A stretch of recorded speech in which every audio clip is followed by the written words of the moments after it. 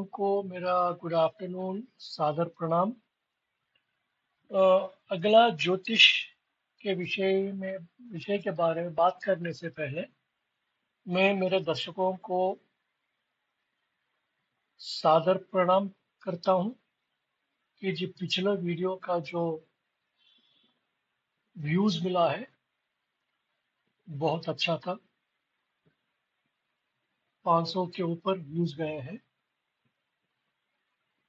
तो उसके लिए मैं आपको बहुत बहुत धन्यवाद करना चाहता हूं। ऐसे ही आप मुझे इंकरेज कीजिए, मैं आपको अच्छे अच्छे वीडियोस जो किसी ने भी नहीं बताया उस वीडियोस का ज्योतिष के बारे में मैं बताऊंगा। तो आज का विषय है ग्रह। इंग्लिश में प्लैनेट्स बोलते हैं, मगर संस्कृत का वर्ड है ग्रह। जो ग्रहण करने वाला है वो ग्रह, इसलिए हम बोलते हैं कि सूर्य ग्रह, चंद्र ग्रह। ठीक है, ऐसे ग्रह के बारे में बात करते हैं, ग्रहण के बारे में बात करते हैं।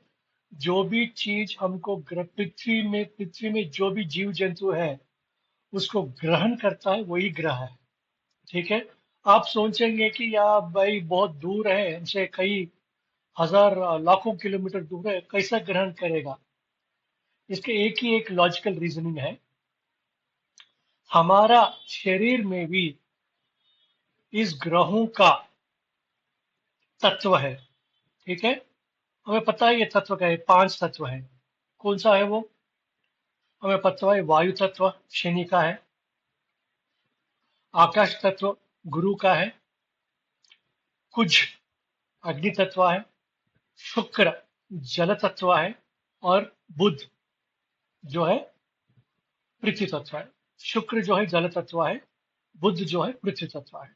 ठीक है, तो ये जब जब हमें बना हुआ है, हम ऐसा पैदा हुए हैं कि सभी तत्व हमारे में मिक्स है, लगा हुआ है भगवान भगवान से।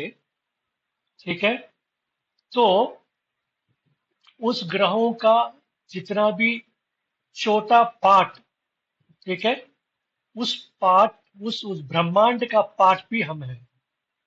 ठीक है, हम में भी बुध है, हमें भी शुक्र है, हमें भी चंद्र है, हम में भी कुछ है, हमें भी गुरु है, हमें भी राहु है, हम में भी केतु, हमें भी शनि है। ठीक है, आप समझ गए ना? सभी ग्रहों का जो मिलन है हम में तत्वों का तत्व जैसा हमें दिख जाता है। ठीक है, उसके अलावा सूर्य और चंद्रमा भी है। सूर्य और चंद्रमा क्या है? सूर्य तो अग्नि तत्व है, चंद्रमा भी जल तत्व है। मगर इस इस 7 ग्रहों में राहु और केतु ग्रह नहीं, उपग्रह है। इस 7 ग्रहों में हम सिर्फ 5 को ग्रह कहते हैं। सूर्य और चंद्र को हम ग्रह नहीं करते, नहीं कहला, वो नक्षत्र है। ठीक है, और राहु और केतु उपग्रह है। ठीक है, उपग्रह मतलब शैडो, छाया ग्रह, उसको हम बोलते हैं। और सूर्य चंद्र को नक्षत्र बोलते हैं। क्यों नक्षत्र बोलते हैं? सूर्य जो है अग्नि है, हमें हमें लाइट देता है। ठीक है, और चंद्रमा जो है वो वो भी लाइट देता है, मगर चंद्रमा जो है अपना खुद खुद प्रकाश नहीं होता। जैसा सूर्य अपना खुद का प्रकाश देता है, चंद्रमा अपना खुद का प्रकाश नहीं देता है। वो सूर्य से जितना भी प्रकाश ले सकता है वो लेता है, और रात में वो चमकता है। ठीक है, इसीलिए भगवान ने हमें हमारे आंखों को एक सूर्य भी दिया है और चंद्रमा भी दिया है। सुबह हम देख सकते हैं, रात को भी हम देख सकते हैं। ठीक है, इसलिए वो सूर्य चाहिए, शिव जी का, शिव जी का नेत्र है। ठीक है, इसको बोलते हैं त्रिनेत्र। सूर्य भी एक नेत्र है, चंद्रमा भी नेत्र है, और मध्य जो भी वो नेत्र, वो भी एक नेत्र है। ठीक है, तो सूर्य अगर सूर्य अच्छा है, बलवान है हमारा कुंडली में, तो हम रोशनी को बहुत अच्छा देख सकते हैं। उसी प्रकार हमारा चंद्रमा भी बहुत बलवान है, तो हम रात को भी अच्छा देख सकते हैं। ठीक है, इसलिए हम कहते हैं कोई भी ग्रह अगर खराब है हमारे जातक में, मगर सूर्य चंद्रमा बहुत बलवान है, वो बस है। ठीक है, उससे क्या होगा कि हमें शिव जी का ब्लेसिंग्स मिलेगा, बस, और कुछ भी नहीं है। ठीक है, इसलिए सूर्य और चंद्र बलवान रहना बहुत ही इंपॉर्टेंट है। सभी योग जो है, सभी जो योग बनते हैं वो सूर्य और चंद्रमा से ही बनता है। ठीक है, दूसरी बात, अगर हम हमारा बॉडी को इस 5 ग्रहों से, इसको बोलते हैं तारा ग्रह बोलते हैं, 5 ग्रह जो है, बुध, शुक्र, कुज, गुरु, शनि, ये 5 है, इसको बोलते हैं तारा ग्रह। तारा मतलब नक्षत्र जैसा, मगर नक्षत्र बहुत दूर है। नक्षत्र जो है स्थिर है, नक्षत्र चेंज नहीं होता है, मगर ये ग्रह जो है चेंज होता है, मतलब ये चर ग्रह है। चर मतलब मूवल। ठीक है, गोचार करते हैं, गोचार करते हैं, वो सूर्य के इर्द गिर्द घूमते हैं। ठीक है, सूर्य जो है फिक्स्ड है, स्थिर है, उसके इर्द गिर्द जो है ये ब्रह्मांड में ये पूरे 5 ग्रह जो है घूमते हैं। ठीक है, और इस 5 ग्रहों को पकड़ने वाला है राहु और केतु। इसलिए हम बोलते हैं शनि, राहु, केतु एक कार्मिक ग्रह है। राहु के वजह से हम पैदा होते हैं बार बार बार बार, केतु की वजह से हमें मोक्ष मिलता है। ठीक है, शनि के वजह से हमें दुख मिलता है, कष्ट मिलता है। गुरु के वजह से हमें अच्छा नॉलेज मिलता है। ठीक है, शुक्र के वजह से हमें बहुत अच्छा चीज, हम जीने के लिए बहुत अच्छा चीज मिलता है धरती पे। और बुध के वजह से हमारा जो एजुकेशन है, हमारा जो मतलब काम करने का जो आसान तरीके हैं, या काम करने के लिए हम जितना भी हम पढ़ाई करते हैं, उसका पढ़ाई का जो आउटपुट है, वो बुध से मिलता है। ठीक है, बुध बहुत ही इंपॉर्टेंट, इसलिए सूर्य और बुध दोनों बहुत नजीक, ज्यादा नजीक रहते हैं। इसलिए जब भी सूर्य और बुध एक ही जगह पे मिलते हैं, एक ही राशि में मिलते हैं, उसको बोलते हैं बुध और आदित्य। आदित्य का मतलब सूर्य, बुध आदित्य योग है। ठीक है, सूर्य जो है बुध को लाइट देता है। ठीक है, नॉलेज देता है, और बुध जो है उस नॉलेज को लेता है, वो अपने में सिमट लेता है। इसलिए बुध बहुत ही इंपॉर्टेंट, इसलिए आप देखेंगे आपको बुध का राशि जो है मिथुन राशि और कन्या राशि है। उसके बाद क्या आता है, माता आती है। उसके बाद पिता आता है। ठीक है, तो माता कौन है, चंद्रमा है। चंद्रमा का राशि क्या है, कर्काटक राशि, कर्क राशि बोलते हैं। और पिता कौन है, सूर्य है। पिता का राशि क्या है, सिंह राशि।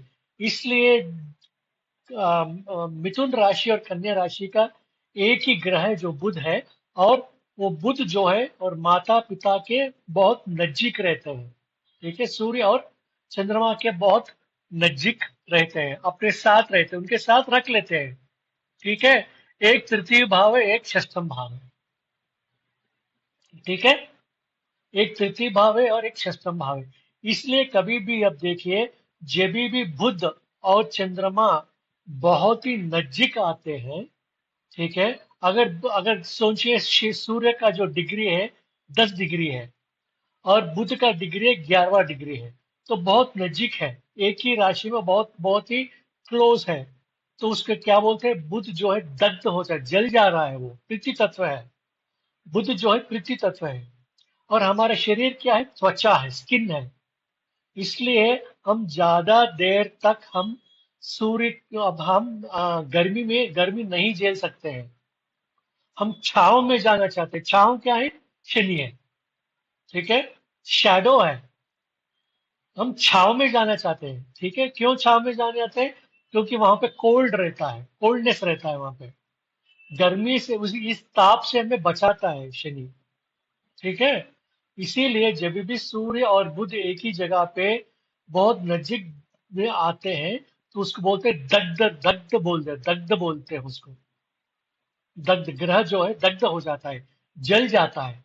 अगर सूर्य का डिग्री 10 डिग्री है और बुध का 8 या 9 डिग्री है, तो उसका मतलब क्या है? सूर्य 10 डिग्री में है और बुध 9 डिग्री है, उसके बोलते हैं अस्तंगता बोलते हैं। अस्तंगता मतलब सूर्य के पीछे बुध जो है चले गया है, छुप रहा है उसके पीछे। ठीक है, बुध दिख दिख नहीं रहा है। ठीक है, विलुप्त हो जा रहा है, उस दिख नहीं रहा है, तो उसको बोलते हैं अस्तंगता। सो अस्तंगता में और दग्ध में बहुत सारा डिफरेंस है। उसी प्रकार सूर्य और चंद्रमा जब नजदीक आते हैं तो चंद्रमा दग्ध हो जाता, चंद्रमा दिखता नहीं है। ठीक है, उसको बोलते हैं अमावास्या, उसको बोलते हैं अमावास्या। उसी प्रकार सूर्य और शुक्र जब नजदीक आते हैं, उसको बोलते हैं शुक्र जो है जल जाता है। ठीक है, विलुप्त नहीं, दग्ध हो जा रहा है। तो उसके टाइम पे क्या होता है कि आपका शादी में बहुत प्रॉब्लम्स आएगा। अगर बुद्ध का प्रॉब्लम है तो आपका पढ़ाई में मन नहीं लगेगा, आपका करियर में प्रॉब्लम आ जाएगा। ठीक है, अगर शुक्र में है तो आपका वाइफ से प्रॉब्लम आ जाएगा। ठीक है, आपका जो आपका जो बॉडी का जो शुक्र है, मतलब शुक्र मतलब क्या है? सीमन। ठीक है, सीमन का मतलब जो बच्चा पैदा करने का जो जो पदार्थ है, हम जो खाना खाते हैं वही पदार्थ है शुक्र। प्यूरिटी बोलते हैं, शुक्र को बहुत प्यूर है वो। ठीक है, मुझे पता नहीं हिंदी में क्या कहते हैं उसको। वीर्य कण, वीर्य कण। सो शुक्र वीर्य है, बहुत प्यूर है। चंद्रमा ब्लड है, इम्प्यूर है। अब चंद्रमा को अगर अगर आपका ब्लड को चखेंगे तो उसमें थोड़ा बहुत सॉल्ट का मतलब टेस्ट आता है। चंद्रमा इम्प्यूर है ब्लड, शुक्र बहुत प्यूर है, इसलिए वो वीर्य कण को वो प्रोड्यूस करता है और उसी से हमें बच्चा पैदा होता है। ठीक है, तो जब शनि और सूर्य और शुक्र एक ही जगह पे आते हैं तो कणों का उत्पत्ति कम हो जाता है। ठीक है, अगर सूर्य से भी शुक्र का जो डिग्री कम है, डिग्री है, तो विलुप्त हो जाता है, अस्तंगत हो जाता है। ठीक है, इस तरह से हम इस तरह से हम देखना चाहिए। शनि और सूर्य एक जगह पर रहेंगे तो माता पिताजी को और बेटे को जिंदगी में कभी भी लड़ाई झगड़ा होता है, एक के बीच में उसमें क्या होता है? अनबन रहता है। ठीक है, लड़ाई झगड़ा हो जाते हैं। ठीक है, शनि और सूर्य तो बेटा और पिताजी है, दोनों में लड़ाई झगड़ा तो है। ठीक है, तो आपको पता होगा कि शनि का जब सूर्य ने शनि का जो पत्नी है, ठीक है, उनका सूर्य का जो सूर्य का जो रेज है, मतलब उसका जो गर्मी है, नहीं झेल सकी तो छोड़ के चले गए। ठीक है, और सूर्य को बोलती है कि मेरे जगह पे आप मेरा क्या बोलते हैं, शैडो शैडो को बना के वो चली जाती है। ठीक है, मगर शनि को पता नहीं कि उनका माताजी चले गई है। सूर्य को उनके साथ देखती है तो सूर्य को गुस्सा आता है, किसी को तो गुस्सा आएगा। ठीक है, तो शनि ने सूर्य को मारा। ठीक है, गालियां दिया। सूर्य को जब गुस्सा आया था, सूर्य ने उनको पैर तोड़ दिया है। ठीक है, और शनि जो है लंगड़ाना शुरू हो गया है, लंगड़ाना शुरू हो गया है। और स्लोली स्लोली क्या हो गया, उनका पैर खराब हो गया है और वो मर गया है, शनि मर गया है। मरते मरते सूर्य से उन्होंने एक वर मांगा है कि मैं वेस्टर्न डायरेक्शन वेस्टर्न डायरेक्शन का अधिपति मुझे बनाओ।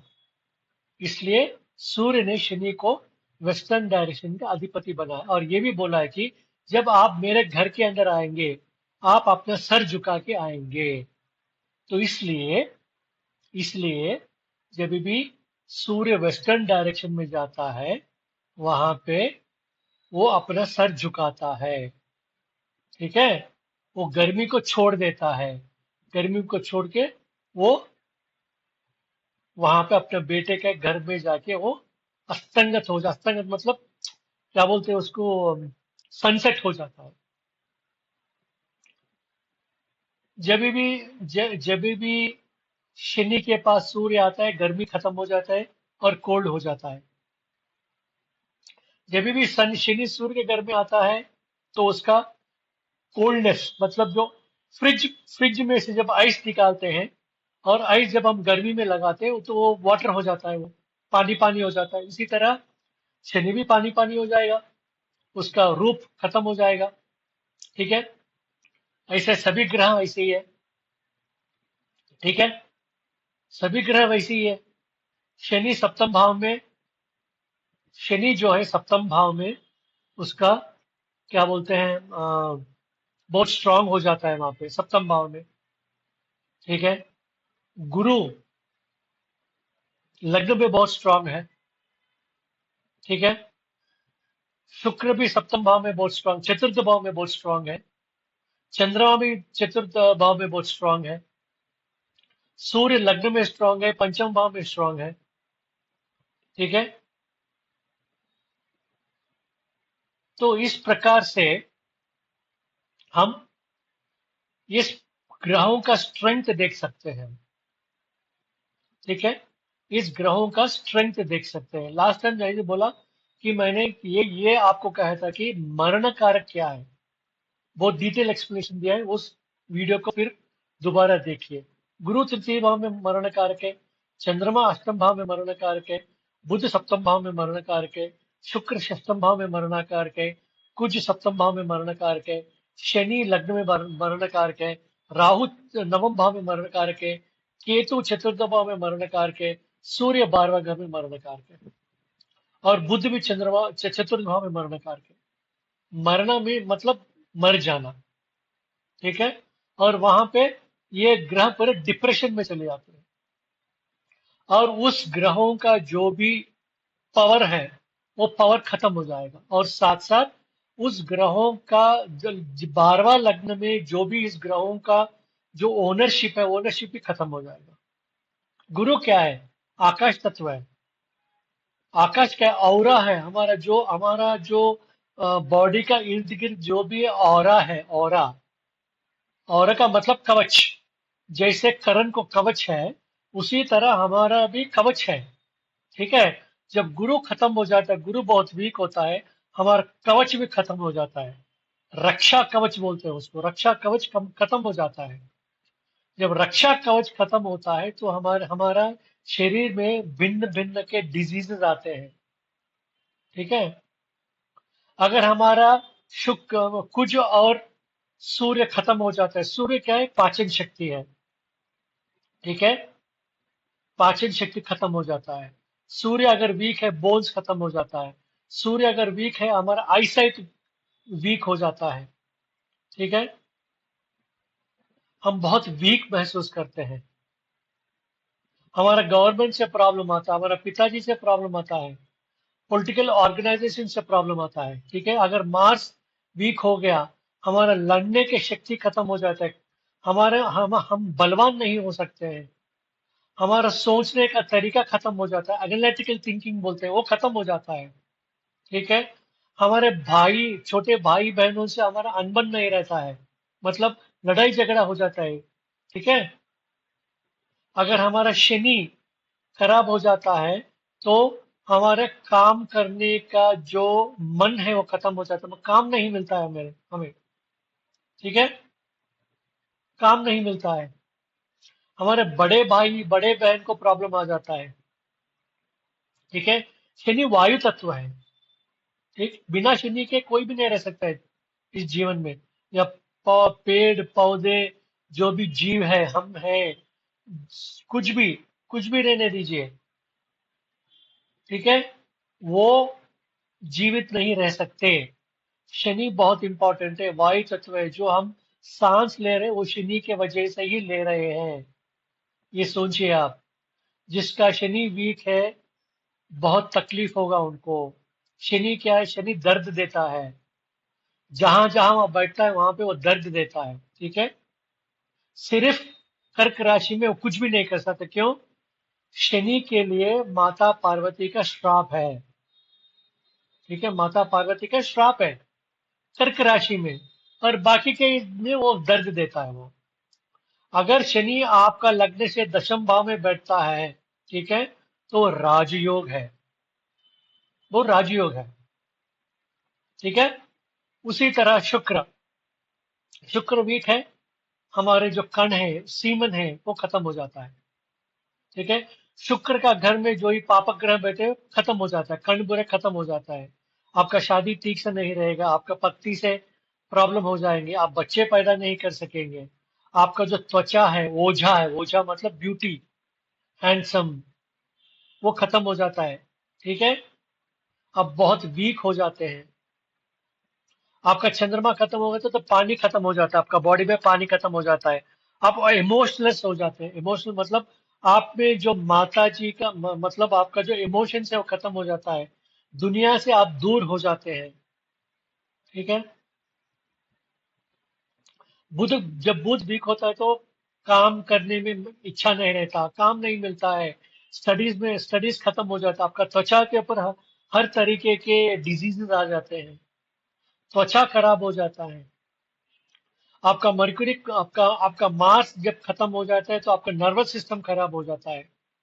ठीक है। तो इस तरह से ये जो पंच तत्व हैं ये खराब हो जाएंगे। गुरु आकाश तत्व है, चंद्रमा और शुक्र जल तत्व है, कुज और सूर्य अग्नि तत्व है, बुध पृथ्वी तत्व है, शुक्र और चंद्रमा शुक्र और चंद्रमा जो है जल तत्व है। ये पांच तत्व है।